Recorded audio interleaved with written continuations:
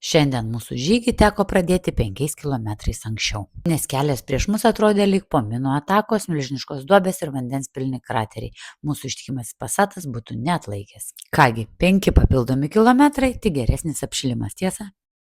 Marsas stovi. Bet vos pradėjus eiti, visas pyktis ant kelio išgaravo. Aplinkui mus džiugino nepaprasto grožio kriokliai. Pavasario saulė lepino taip stipriai, kad nusimetėm striukes ir likome trumpomis rankovėmis.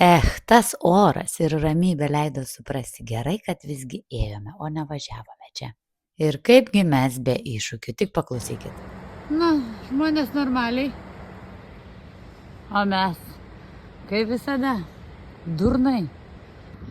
Kad ne kokį pavyzdį rodau žmonėm, tai 100%. Yra kelias normalus, betgi ką daryti? Tikiuosi, man visi šventieji padės. Mūsų tikslas ten. Čia tenais mums reikia užrėkti. Čia va tenais iki tenais žmonės.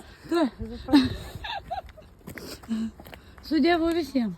Galiausiai priėjome jį, Gamtį kalną. Žiūrint į tą stačią uolą, apatinis žandikaulis tiesiog atvipo. Prasidėjo tikrasis iššūkis, status laiptai, siauri takai, turėklai ir skardžiai, nuo kurių gniaužė kvapą.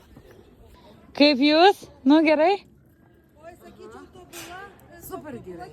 Kiekvienas laiptelis reikalavo drąsos, bet vaizdą mes norėjome pamatyti. Dar ne viskas.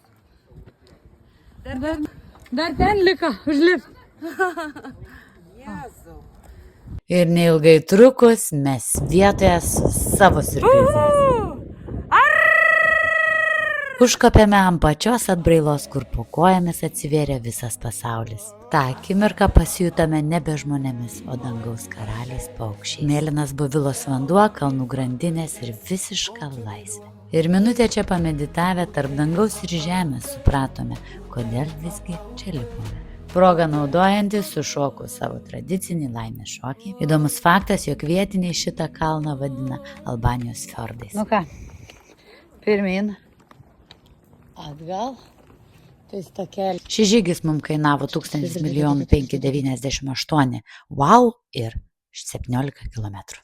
Planuojate aplankyti Albanijos didybę? Bovila yra privaloma vieta. Užsirašykite. Būtinai brūkštelkit savo nuomonę žemiau, man tai yra geriausias kuras judėti pirmin ir rodyti jums dar daugiau neatrastų vietų. Iki pasimatymo.